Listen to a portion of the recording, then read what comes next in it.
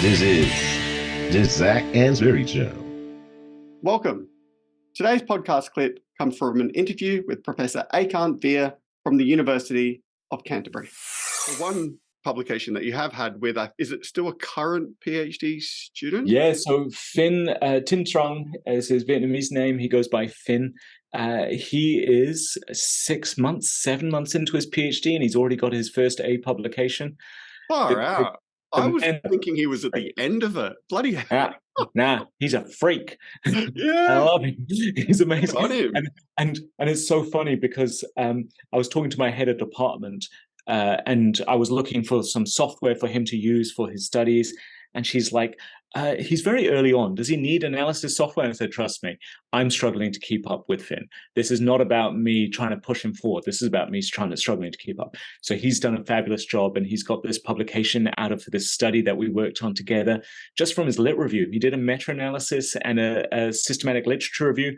I think every PhD should start with a really good systematic literature review. And I'm like, we should publish this. And it got published. I'm like, okay, this wasn't as easy for me, but clearly he's sitting there going, this publishing lark is easy. Far out, you guys are stressing about this. Publish your Paris. It's like, what are you guys stressed about? Yeah, there's no sink or swim with him. He's on a jet ski. So the paper, just for anyone who's interested in looking it up, is called Why People Watch User-Generated Videos, a systematic review and meta-analysis. So it was published this year in 2023 within a journal called the International Journal of Human Computer Studies. Yep. And I think what's kind of interesting about that is it's not like a Journal of Marketing or International Journal of Market Research or something like that, but it still has real practical relevance for marketers.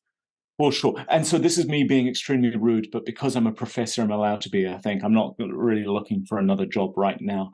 I often describe marketing as a bit of a cul-de-sac field, in that we take from so many other fields. But how many psychologists and sociologists come and review and cite our stuff and use it back in psychology and sociology? Very few. We are taking so much, but very few people are coming back to us. And I think that's inappropriate. I think that's wrong. I think there's so much marketing can engage with the world. But the more we get siloed with our little cul-de-sac of knowledge, the less likely people are going to be coming to us and then using it back, to the same extent that we use theories from other fields. And so we made the purposeful choice to go into computer-human engagement as a field. And so we purposely chose to publish in there rather than an academic marketing journal. And we started in computer-human interactions, and we got a desk reject almost immediately. CHI is a high-powered journal. I've got one publication in there, and they get thousands of applications every year. And we thought, let's go to the top. Let's give it a go. Got rejected. That's fine. Great feedback. We went to the International Journal of Computer-Human Interaction Studies, and they were very slick, very quick to give us some feedback, very quick to give us some ideas. And we weren't told to strip out the marketing. We were encouraged to push the consumer behavior forward because they want to learn from this. And so we're able to help bridge that gap by publishing with them. And what seems obvious to us is very novel for them. And this is me being maybe a bit too rude as well. There have been times that I've tried to publish in marketing, and it's been just bounced back from a B journal. And then suddenly an A journal somewhere else picks it up going, this is great. We love to read this sort of stuff. I'm like, why are we so bad and harsh on ourselves when other people want to read our work? Now, depending on your system, this is risky. So I'm very lucky in New Zealand that the system recognizes publications from outside of marketing as long as it is contributing to marketing. However, other systems, and I don't know what it's like in Australia, unless it's in this list of approved marketing journals, doesn't count. That's dumb. It's such a dumb system in my mind. If we're having an impact outside our field, surely people should be happy. Now, if you're not doing any marketing work, you're not engaging with consumer behavior, you're not engaging with even the sort of fringes of marketing, then why are you in a marketing department? But if you're publishing in marketing, it just happens to be published in a non-marketing journal, surely we should celebrate that and recognize that. That's just I'll get off my soapbox soon. I won't. We're going to go for hours on this sort of stuff. I think it's interesting you should say that because, you've been hearing about cross-disciplinary research for, well, geez, at least a decade that I'm aware of. Yep. And when I look around, and it might have changed, but the incentive structure just isn't there. So for us in Australia, we have the Australian Business Deans Council list, which gets updated every 3 years. So the latest one was November, December 2022, it was released. And if it's not on there, I'm pretty sure I don't get PD fund rewards to then get more data, support students to, research assistants or conferences. So I'm kind of shooting myself in the foot by reaching out to other disciplines. Yep, you're following the treasures that are put in front of you. It just makes complete sense. Don't know if that makes sense, though, for the field. I don't know if that makes sense, though, for developing our people. So one of your current colleagues or soon-to-be colleagues, depending on which side of the merger you're on, is Jody Conduit. And Jody and I wrote a paper together on how marketing, academia in particular, is becoming more and more irrelevant to the real world because we're so focused on what we as academics want to do, not on what other people want to get out of this and how we can make ourselves more relevant to what people need. How ARC funding saw about, I can't remember the exact numbers, something like 50 marketing academics were funded through ARC funding in a year, but none of them said they were marketing. They were so shy of saying they were marketing academics. They call themselves health promoters. They call themselves behavior change agents. They call them all this other stuff because we're such shit at our own branding that people hate marketers, when actually we should be starting to reach out more, find ways forward. But if all we do is focus on this is the only thing we value and everything else over here is not that important, then guess what?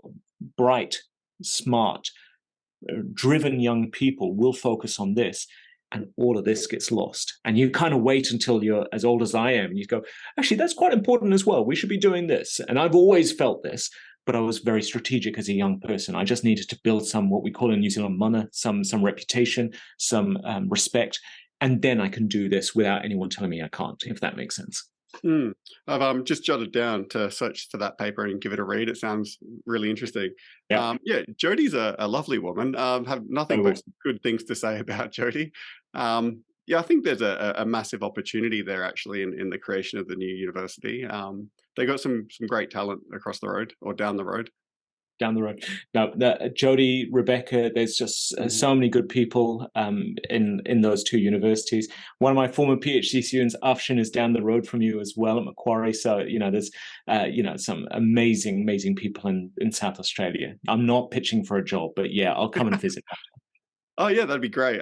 Who's Steve? Steve Dunn's currently looking after our visitor program. So feel free to reach out to Steve. Right, Stephen Emo. ANZMAC next year's Hobart. I think it's Hobart. Yeah, you're right. I'm on sabbatical for the first half of next year, so I'm looking for places just to drink wine and talk research. So, well, if you do come to Adelaide, I have plenty of wineries to take you to.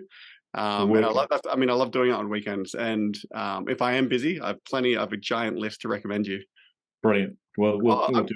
So I'm going to be in New Zealand, actually, in the South Island for my honeymoon in December. So brilliant. We're looking for wineries. So maybe you have to shoot me through some.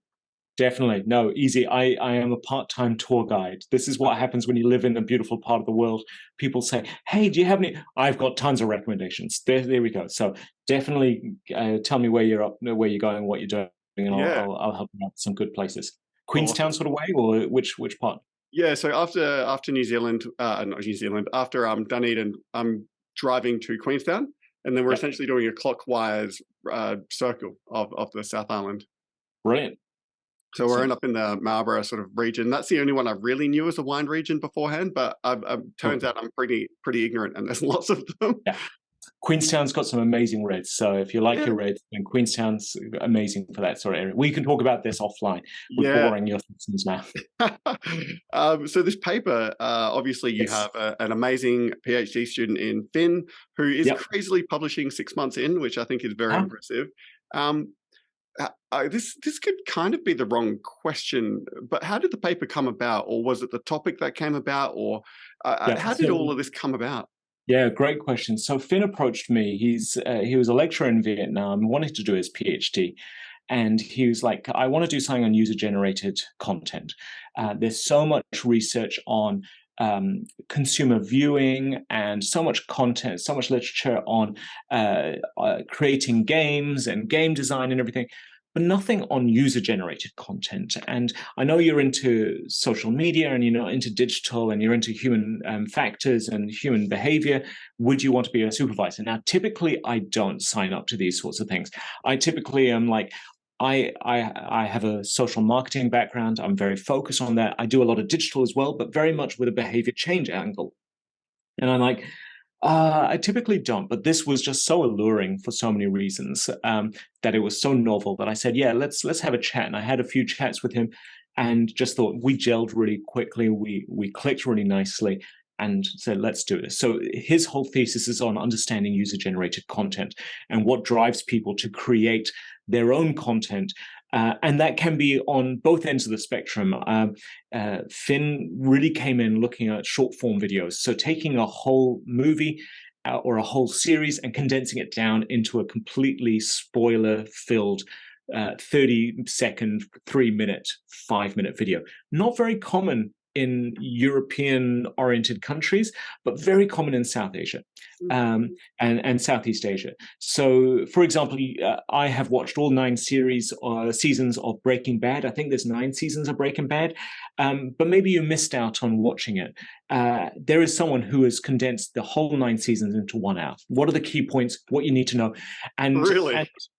And so you can just watch that in an hour and go, far out, I've seen all the best bits. I don't need to worry about watching the whole damn thing. Now, for me, that's completely countercultural because the whole anticipation of the next episode of Loki or Ahsoka, which I've just watched, is so fascinating. They're like, oh my goodness, this is great. While there are a lot of people going, I don't have time for this shit. Tell me what the movie's about. And it's not to avoid the movie. There are people who will watch the 5-minute synopsis and go, I really like that. I will now watch the whole movie. So even though it's spoiler ridden and they know what the outcome is, they still want to do it. Or they want to engage with their friends. And this is a socialization tool. They miss the episode. They don't know Game of Thrones. So they watch it as a short form video and they can have an engaged conversation. There's all these sorts of things. So that's the short form side that Finn was really interested in. Now, I'm a complete nerd and I wanted to look at the long form user-generated content where there's a 30-second teaser clip by Marvel, and then a whole bunch of nerds sit around and go, oh, look, did you see how Hulk was doing this? That harkens back to this comic book. And they'll do a 30-minute breakdown on a 30-second trailer, you know? And there's the complete opposite side. And so every time there's a new show that I've watched, I watch the breakdown so I can see what Screen Crush or Heavy Spoilers or whoever the YouTube channel is saying, this is what this links to. And I feel closer to the content. I can see all the nuances and blah, blah, blah, blah, blah. Both sides are completely separated from producers. Both sides are separated from the movies, from the game producers, whatever else it might be. But they're just building a huge following. And so none of that research has been done. And this is why Finn's diving into it. And we started with, let's do a lit review. Let's do a systematic literature review. We use the Prisma technique. Prisma is a really solid way of trying to go through your literature in a systematic way to make sure you can identify this is the stuff we keep, this is the stuff we keep out. Very common in health research when there's a massive amount of literature. We approached it here for the same reason, because people call this stuff all sorts of things: user-created content, user-generated content, user videos, whatever else might be. Started off with about 1,500 or 1,100 articles. We're able to pare that down to about 47 or so that made it into the final literature review. Much more manageable. The way I did literature reviews 21 to 22 years ago plus was you would grab the article and you would start to read it, and then you would try to go to the library and get the journal and read more about it or see who cited them. And, it was really cumbersome. We don't have that issue with the internet anymore. We don't have that issue with indexed things anymore. And so being able to find that stuff easily, but disseminate it down to what's relevant, really difficult. What we know about lit reviews, systematic literature reviews, if you do publish them, and I think everyone should publish them, is that they get cited really well as well. Because everyone's looking for here's the 2023 snapshot of user-generated content. Everyone's going to cite Finn from now on. This is great. So this is great for his career as well. Yeah. Yeah, I agree with you, and I know there are people out there who don't, that systematic literature reviews are not needed. I kind of have the same view of you, that it's a very good way of compiling as humanly as possible all the existing knowledge in a specific area and distilling it down to key themes and what has Mhm. and hasn't been done. And while that's incredibly valuable, it also then sets the future research agenda in that field. So it's Correct. saying, okay, I've now thought about what people should be doing in the next 5 to 10 years and what papers should be written. I think Yeah. they're incredibly useful. So useful, not just to say, like in this case, we said, well, we see gender effects come up a lot. We see this come up a lot. We see these sorts of aspects. But it's a great way of identifying a gap. So Finn and Ekant have done this systematic literature review, and no one's talked about this side. Mm. Well, let me talk about that. Then that just opens you up to do that. While other people say, oh, they've done this literature review. Here are those 5 things they found time and time again over the last 15 years of literature in this area. Let's smush that together into a quantitative model and see if it happens in this field study or whatever else. We just are able to accelerate other people's work, whether it's taking a different path or leveraging that path. And this is why I think they are useful personally. Anyone that tells me a literature review is not useful, I'm like, you know what, that's not really the academic method, is it? We have to stand on the shoulders of the giants that have come before us. And if someone can give us a stepping stool to get on those shoulders through a systematic literature review, why not? And like even if you were new to that field as well, there's no better way to get across all of the literature without inadvertently missing something, or you might just be skewed towards the biggest authors in the area, and you're missing some of the lesser known work, which actually has a lot of valuable contribution you wouldn't have seen otherwise. And this goes back to the previous conversation about how siloed sometimes we are. Here's the official list. Mm. This is what we sit on, and we don't look at anything else. Well, those are the journals we read as well. Well, what about this other journal that's actually having really good ideas, but it's just not within our official list? You won't find that unless you carry out a systematic literature review. We didn't put into our systematic literature review search terms must also be ABDC, must also be a Q1 journal or anything like that. We eliminated them when they weren't in English because those are the only languages that I speak, and Finn speaks Vietnamese and English, but we can't translate other things. But we eliminated based on content and relevance, not based on the journal as such. Yeah. And that is, it's a notable limitation of 99% of all systematic literature out there is English based. Yeah. And, of course, it's like anything in science, there are limitations for it. And all it means is that there's enough scope for someone who speaks, Mandarin or Cantonese or Spanish to be like, great, I'm going to do the exact same thing in another language. And here's another 30 articles that Ekant couldn't find. And look, turns out someone has filled this gap, and then you can combine them because maybe they're bilingual or they have Yeah. And what an awesome contribution. What a great contribution. There's like, hey, your Western hegemonic perspective was incomplete. Mm-hmm. Awesome. Tell us how we've missed it. Well, in Mandarin, we've done X, Y, Z. Would love to see that. Would highly encourage that. And I think it's a really easy way to get that through as well. Yeah. But I think you need to pick the journals that are willing to accept this. There are many journals, marketing in particular, which focuses heavily on the non-tautological, crazy finding with empirical support and blah, blah, blah.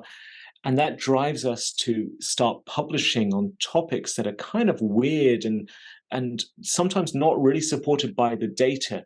And you get some really dodgy behavior as a result. We don't publish many null results. We don't publish many insignificant results. Everything seems to be significant. Everything seems to be counterfactual or countercultural.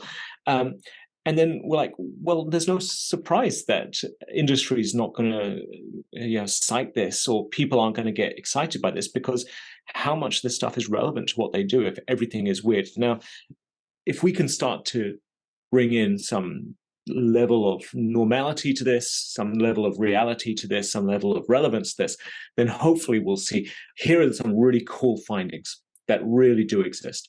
And here's a bunch of stuff that confirms what we're thinking, but they were the foundation for the cool findings. We cannot do one without the other. But unfortunately, we're driven to just publish in the really weird findings. And a lot of really good ideas, good research maybe doesn't get published or doesn't get seen. And this is what people think marketing is. And like, that's not relevant to us, if that makes sense. What's that referred to? The filing drawer of research or something, where all of this research that unfortunately has never been published just never sees the light of day. And when filing drawers used to be where professors would keep their research, when they died, they all just got put in the recycling bin. Yeah, pretty much. After a while, you just give up trying to publish it and go, nah, it was just insignificant. There's no point. I'm like, I say this quote too many times. Nicole Coviello was a professor when I was doing my PhD, editor of Journal of Business Venturing, very big in the entrepreneurship space. And she used to always say, null results are not dull results. Do not throw out a null results. Explain it. Tell us why it's null. Insignificant results can be so important. It's to help you to understand this isn't important. We thought it was, and it's really not based on the sample we've got. So we need to rethink what we think the theory is doing and saying. So, yeah, and then you're probably going to stop someone else spending a year or 2 or 3 of their life going down the same path and getting to the same null result. So obviously with these sorts of systematic literature reviews, you have an idea in mind, which was really cool. We spoke about those short and long form videos.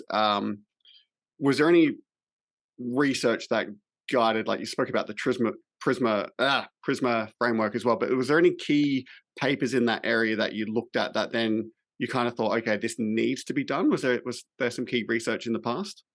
For sure. So we try our best when we're doing a systematic literature review not to be too driven by one particular one that resonates or something like that. We try not to be. So there are times where there's a seminal piece and we will look at to why it became seminal. Maybe it's just published in the right place or whatever else it might be. But we try to find the value in all of the things. So there are definitely times where, for example, entertainment was a dominant thing that people say, I create user-generated content and I watch user-generated content because it's entertaining. Well, no shit, Sherlock, of course. You wouldn't do something that wasn't entertaining. That became quite a dominant theme. And so we have to talk about that. And there might be papers within that theme that are quite prominent, but we still try to open our minds up to other themes that might have been not as prominent in that particular seminal piece, if that makes sense. So some people, not as many people, talk about the importance of the social interaction, the feeling of being connected to the content creator. So on Twitch, for example, someone might be live streaming, keeping content going, creating content for people to enjoy, and then responding to chats and things like that. And there's not much research on that, but it was such a prominent theme in the ones that we did find that it was important to keep it in the model and to see if there's a statistical relationship. And there definitely was a significant statistical relationship on those times where there's a greater level of feeling of humanization, connection, social interaction with the content creator and the viewer that draws people back to watch it again in the future. Yeah. Oh, awesome. So how did you synthesize 46, 47 papers, whatever it was? Like, what's the process involved in that?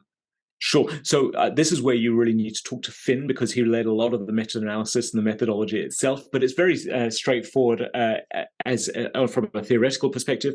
But he did all the actual analysis. You take the ones that have significant quantitative findings, take those relationships that you're looking at. You would look for the ones that have at least 3 interactions within their study as well. You don't just take, oh, here's one relationship, here's another relationship. You want to have at least 3 just to find some consistency and some rigor behind it. And then you're able to do some analysis, say everyone that talks about the relationship between entertainment and what we think looks like viewing intensity as an example, we'll put those together. We will add the N together, we will combine the correlations together, and we'll see where it ends up, okay? And so we can say across the 46, there might have been, I think there were about 25 to 26 quantitative studies. We were able to then combine that to say, on on average, entertainment has this impact. On average, social interaction has this impact, that sort of thing. So that's how a meta-analysis works. I would really talk to Finn, though, to actually get the breakdown of the methodological pathway in that. I knew you would ask, though, so I did do a little bit of research. But I said, let's do a systematic literature review, and Finn's like, I reckon we can do a meta-analysis. I'm like, awesome. Yeah. Show me the maths. And he showed me the maths. I'm like, I trust you. And the reviewers trusted us, which is great. Yeah. Similar boat as you. I've done a systematic literature review. Haven't published it yet. It's still in the works. It's getting near completion. But yeah, meta-analyses, haven't touched that. I'll just trust, a step I'll further. trust Finn. Exactly. It's just a step further than we normally teach in methods. But this is where, maybe if we're going to backtrack a whole heap to what makes a good supervisor is complementary skills to your student. Yeah. If I want to create a clone of myself, I will groom someone to being a clone of myself. But why? Why would you do that? You know, the world doesn't need one Ekant, let alone two. God, that would be awful. So I look for, say, okay, I've got good theoretical knowledge. I've got good experience. You've got good methodological knowledge. I reckon together we can make some beautiful work together. We can do some great publications. So I will learn from him. He will learn from me. And from together, we'll be able to hopefully put this together. He relied on me heavily when it came to understanding how to frame the arguments, the expressing the contributions, the implications, the sort of stuff that academics we do a lot, how to frame the literature, how to structure his literature review. He didn't rely on me at all for the methodology. He led that, ran it. He probably could sit down and show it, and I probably still wouldn't understand it. But that's because he did a lot of that work prior to coming in, and we were able to leverage it as part of his work. Yeah, I think that's one of the trends that I don't know you might be seeing as well. Actually, in journals, is you rarely see sole authored papers anymore. And the reason for that is, I mean, it's an unsustainable model of trying to publish yourself, and not work with anyone. But also, you can't be an expert on every single area of the literature and every possible analysis that you need for a paper. So you kind of do need to somewhat divide and conquer and bring across those complementary skills. Yeah. And there are times where, you know, I said this to my head of department at my annual performance review. We don't call it that, but that's effectively what it is. And I said, you know, while I've been doing these really heavy admin jobs, and I've been so focused on supporting the university in other ways, I just haven't been able to lead as many projects. But I've been a kick-ass third author. You know, I can support other people and mentor them and guide them and provide some insight where I can. But that's the skills I can bring in as a professor that helps that more junior person to really get ahead, maybe one or two steps that they couldn't have done on their own. We all need the complementary skills. Sometimes you just need a shoulder to cry on. You know, some people just need someone who can just say, this is very normal. I got a rejection letter today. I got a desk reject today. One of the politest desk rejects I've ever received in my life. I'm like, holy shit, I want to publish and get rejected by this journal again. This is great. You know, it happens to the best of us, but we are going to mentor our student through this. This is his first desk reject, I think, and so we're just going to say, this is really good. This is some great feedback. Let's incorporate this and let's dust ourselves off, go on to the next one. Yeah, absolutely. Oh, it's interesting you should say that, like, your role has changed. Like, you are that sort of, and I actually think, though, how to explain this? The level of contribution versus the quality of contribution kind of moves.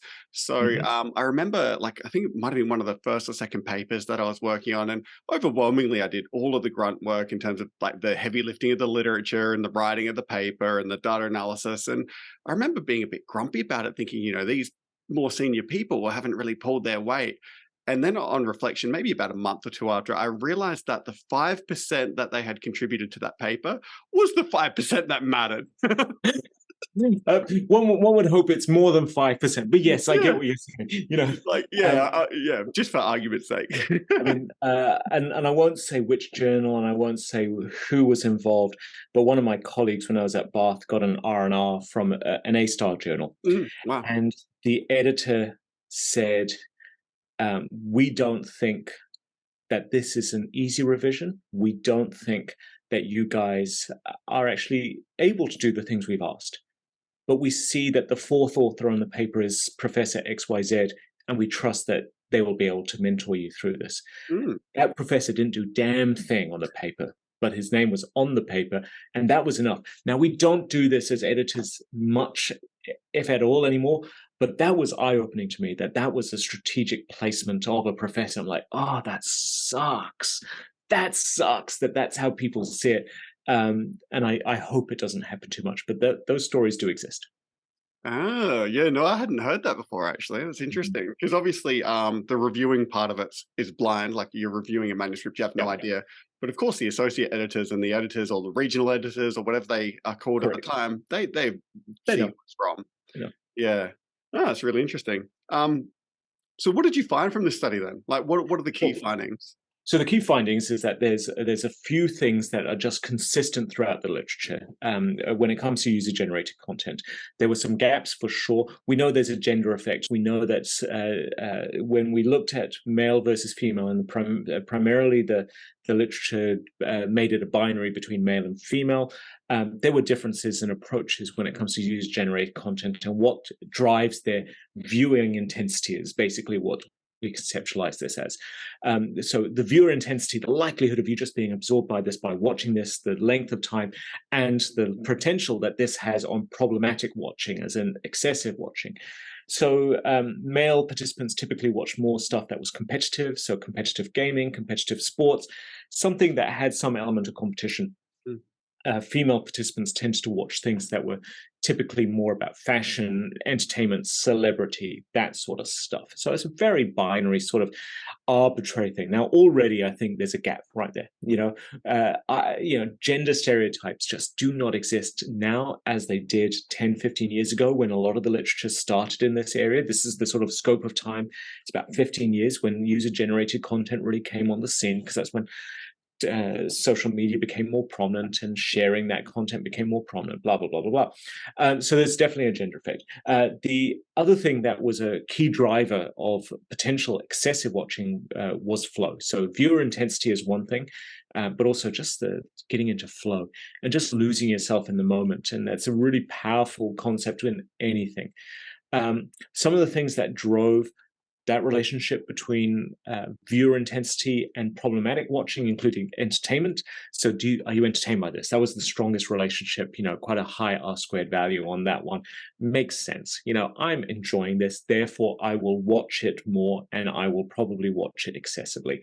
A sense of escapism was a big part of it. And this is where the gender sort of effect kind of does get muddied, because it's like, our male participants might be watching this competitive sport or this shoot 'em up gaming or something like that for a sense of escapism. I'm away from my real world. While our female participants might be watching the celebrity news and that sort of stuff for a sense of escapism, to see what lives are like of the rich and famous, that sort of thing, So there's a level of escapism was there. Social interaction, which we've already talked about, feeling connected, and this is more prominent where there is an interaction between the person generating the content. So whenever you go live on TikTok, people can talk to you, people can send you money, people can send you compliments, that sort of thing. The more people that person interacts back with you, the more close you feel to them. So the fact that we've got this dialogue between us means that we're going to be, more connected than if we had just emailed each other, and we'd waited 2 or 3 days. That's the same with streaming. That's the same with any sort of user-generated content. For some people, it was really utilitarian, information seeking. I just want to know. I don't care about this. I am not entertained by this. I just want to know what happened in last night's show so I don't look like an idiot at the water cooler the next day. Or when people say, have you seen this movie? You said, yes, I have. Did you know blah, blah, blah happened? Did you know that Luke's father was actually Darth Vader or something like that? They were just information seeking. They didn't actually care about the entertainment or the escapism. They were just there. Overall, the type of user-generated video had a big impact as well. YouTube is the dominant player when it comes to short form and long form videos. Long form videos in particular. So 30-minute plus videos, deep dives, analyses. YouTube is the dominant player. But then Twitch is probably the dominant player when it comes to streaming. So someone who's live streaming some gaming. And then short form videos can just spread anywhere because they're like 30 seconds to 5 minutes. They can go onto TikTok, they can go onto Facebook, they can go onto Instagram Reels. They were just able to be created somewhere and then just spread anywhere. So the actual type of video made a big difference between people's likelihood of watching this. Now, this becomes a big loop. If you have high viewing intensity, likelihood is you will tell yourself this was entertaining. Likelihood you say that this was information generating. Likelihood is you will tell them that I felt a sense of escapism. So it's kind of self-fulfilling prophecy. And that can be where flow becomes a bit problematic. Because you're like, holy shit, I've watched 4 hours of bullshit deep dives into the latest Star Wars series. I must really like Star Wars. Like, no, you're just a loser with no self-control, mate. Get off the computer, spend some time with your wife, that sort of thing. But this is the sort of thing we tell ourselves. But this is where the systematic literature review and the meta-analysis, systematic literature review was able to identify the key themes, the sort of type, gender, escapism, that sort of thing. The meta-analysis was able to tell us the strength of relationship between them. So, like I said, entertainment had an R-squared of 0.32 between entertainment and watching intensity. So 1/3 of all watching intensity is attributed to how entertaining you found it. What does that tell a streamer? What does that tell a user-generated content person? Be connecting. Be someone who is entertaining. If you don't have the personality for this, if you're just the information-seeking sort of person, that's actually half the strength.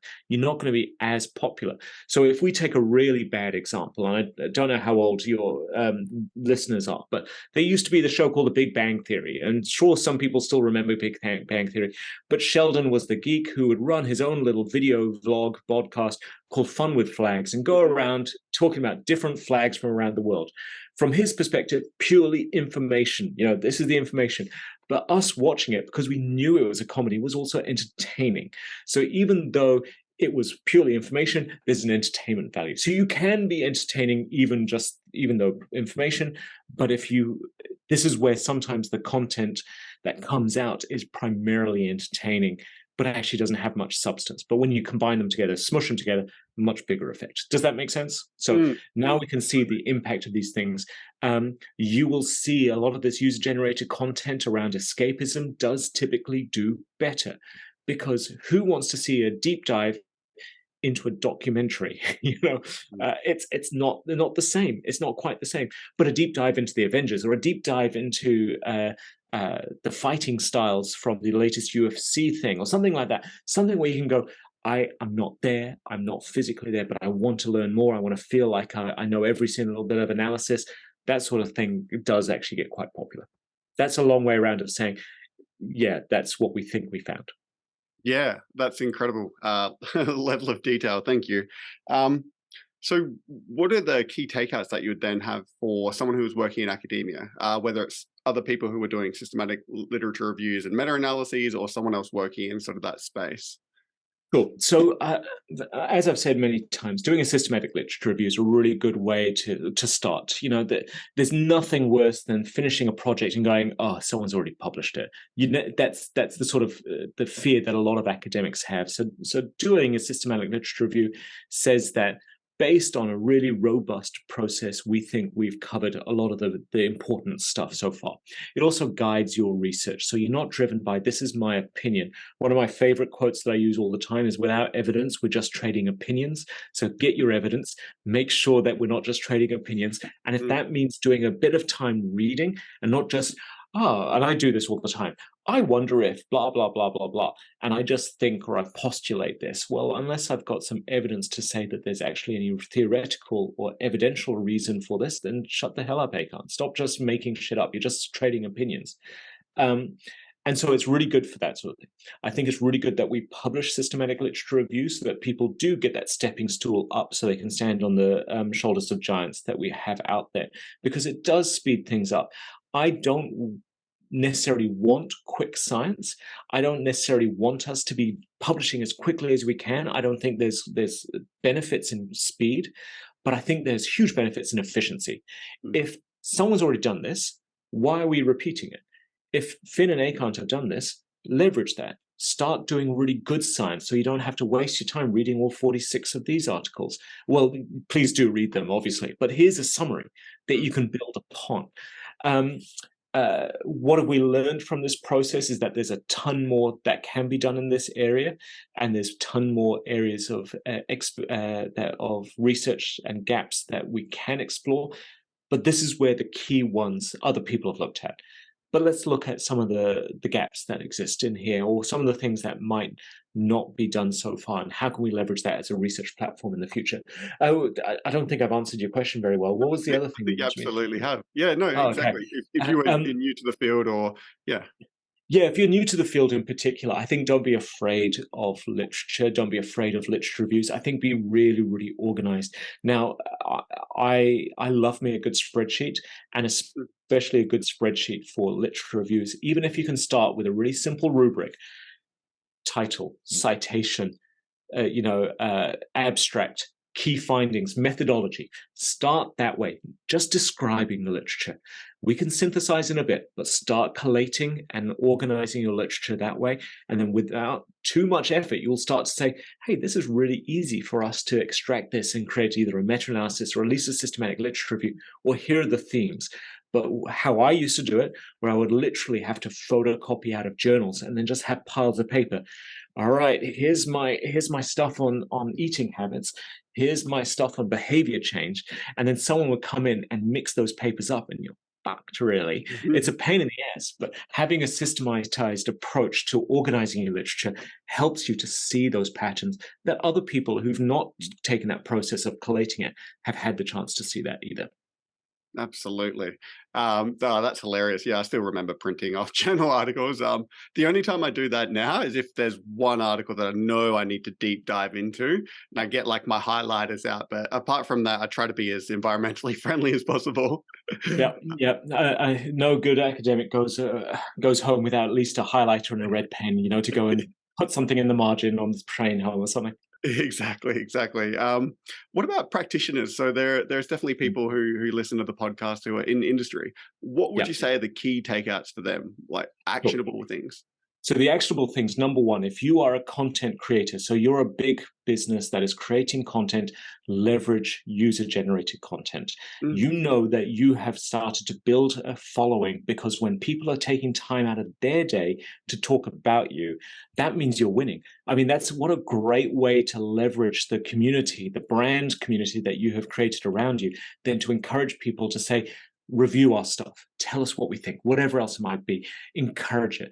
Give time to them, give them access to behind the scenes, anything that people might find entertaining, informative, anything that would build the human interaction, that social interaction. Do that. If you're a if you're a content generator, a user that's generating content about other people, leverage the entertainment value. If you're not that fun, and let's be fair, you might be very knowledgeable, but not that fun, find someone that's fun. Some of you might remember Mythbusters. Mythbusters was a great example of the funny man and the straight man, all right? The people who don't have a lot of personality and the person that has a lot of personality, put them together. Everyone loves it. It goes back as long as time. Laurel and Hardy, all this sort of stuff works well. So if you are not so entertaining, you're not getting that traction, maybe you need to have someone that doesn't have as much knowledge as you, but can play off that energy to really elevate you up. If you are not seeing if you're very entertaining, but you're not getting the same traction because people are like, this is obvious, isn't it? You're talking shit. Then find someone that's really knowledgeable, interview them. But what we're also seeing with regards to a lot of user-generated content is the reason people are connected into it is that very much that behind the scenes sort of feel. I know something that someone else doesn't know. That becomes very powerful, very alluring. So one of the deep dive videos that I like to watch is a series where virtual effects artists, VFX artists, will analyze different special effects in movies and say, this is the good stuff, here's the bad stuff, look how they did that, is that they try to analyze how they did it. And sometimes they'll get the VFX artists, directors on their podcast. And they will say, yeah, this is how we did it. I'm like, oh my goodness, I had no idea. That's so cool.